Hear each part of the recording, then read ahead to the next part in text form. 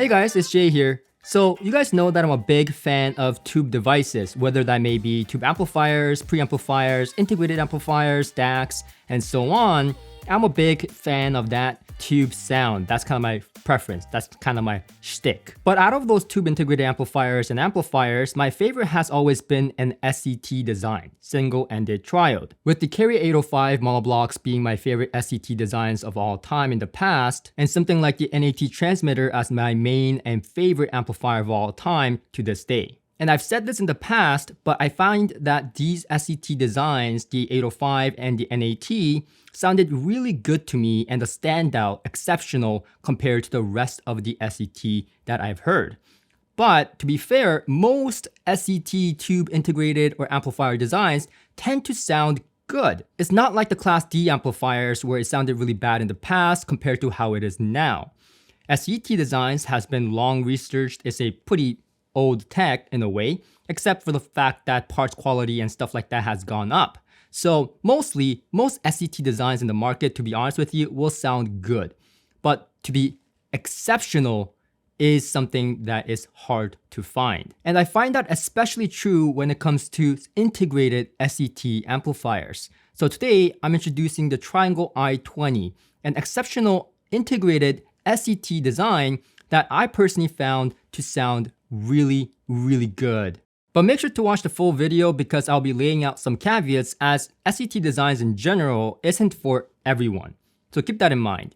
Now firstly, this is a pretty substantial SET tube integrated amplifier from Triangle Art. The i20 weighs 70 pounds and outputs 20 watts Class A per channel into any impedance load. And as you can see, it's an EL34 design, so it uses one per channel, and then it has 12AU7 and a 12AX7 for the driver stage. Now, don't get me wrong, the tubes inside here is just fine. They are good tubes, JJ tubes, Genelec, Russian reissue, and the Tungsol reissue from Russia as well.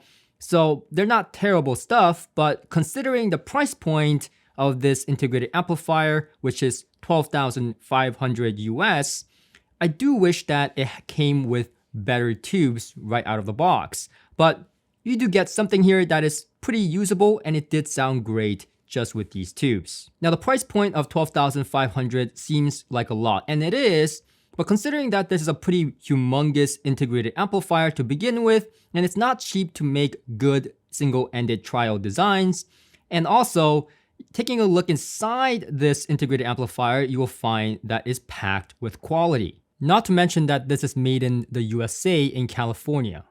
The i20 is a dual mono design, meaning that it's a fully balanced integrated amplifier. And you can see some quality stuff here. I mean, the number of Mundorf capacitors in here, everything is Mundorf capacitors. There was no cheaping out on the capacitors whatsoever. Even the filter caps are all Mundorf. And the resistors are much the same way, using AMRG and V-shaped resistors, very high quality resistors.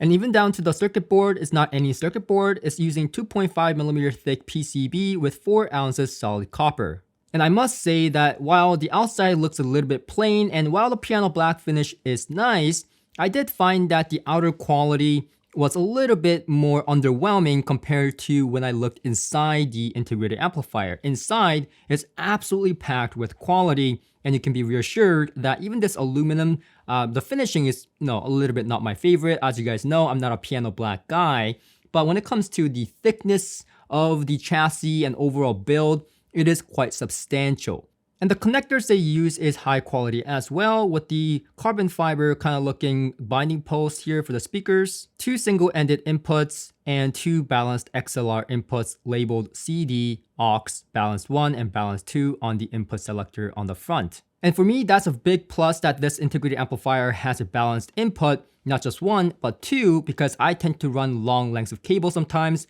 and not many integrated amplifiers that's single-ended, triode, has balanced input options. So I like the fact that they have balanced inputs here, not just 1, but 2 options.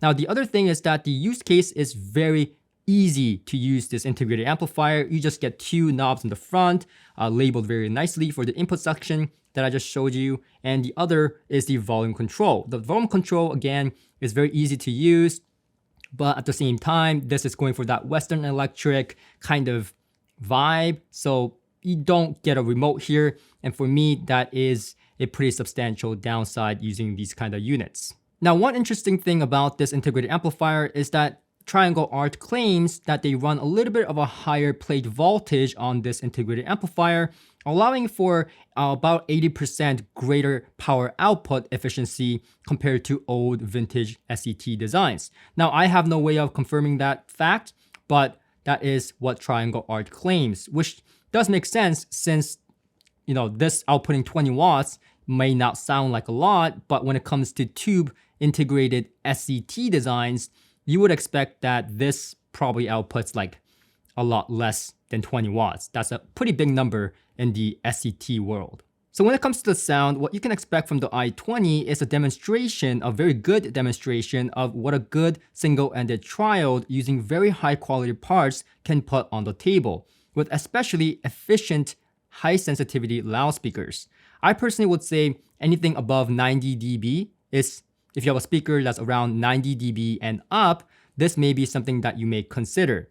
Anything below than that though, I may start to question it because the 20 watts is a lot for a single-ended triode, but it still, I found, was not enough to drive to ear-splitting levels with some of the speakers I've tried in the 80 to 91 dB range. I paired this speaker with 4 speakers at different price points, one being the Revival Audio Atlante 4 at 89 dB, monoacoustic Platimons at 91 dB, the Acora MRC bookshelf speakers at 89 dB, and the Gutter Acoustic Capello loudspeakers at 90 dB. Now, to put it very frankly, the bass isn't the highlight of the show for the i20. Now, this isn't a knock against the i20, however, because most SET designs are not really gonna have the tightest bass or the most punchy and rupturous bass compared to its solid-state counterparts around a similar price point when it comes to competent amplifiers we're talking about. Now, while you may not get the most tactile and punchy and tight bass of a solid-state amplifier, when it comes to the SET design here, the i20 has a pretty impressive textures and low-end extension that you don't quite find in other SET designs in general. The bass textures and the low extension that the i20 particularly gives tend to lend itself to making the entire system sound warm and inviting in my opinion.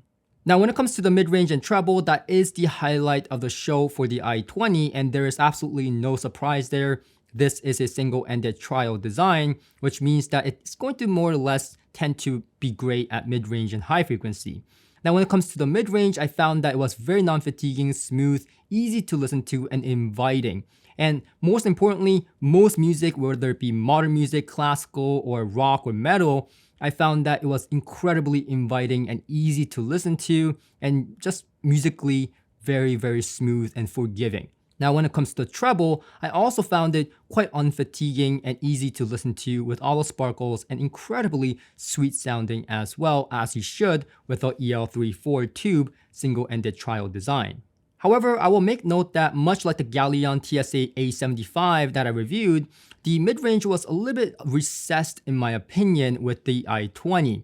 But that came out of trade just like the Galleon TSA 75. I found that the mid-range wasn't just recessed, but it was recessed back into the soundstage, meaning that with the i20, I got a deeper soundstage with most of the speakers that I used and found that the soundstage was quite deep compared to other amplifiers or single-ended triodes I have tried in the past. Of course, with the exception of the NAT transmitter monoblocks, which were absolute monsters in the depth and the width and the overall holographic soundstage that it would produce.